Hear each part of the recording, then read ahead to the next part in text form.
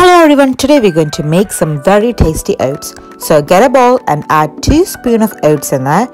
Recently I found a very special ingredient which you can add to your oats. So that is 1 spoon of desiccated coconut. If you do overnight oats, you can add that as well, which is really good. Now I like mine a little bit creamy, so I'm going to add milk, but you can add water as well. So 150 milliliters of milk or water of your choice. Mix that and put it into microwave for 2 minutes. While that's cooking, get a banana and chop it into really tiny pieces.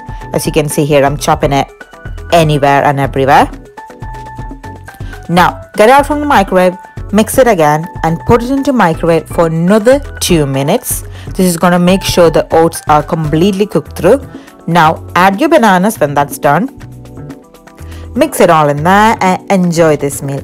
But if you like this a little bit sweet like I do, we're going to add a little bit of honey in there. And that's it. Enjoy this meal and I hope you have a go at this, and thank you for watching.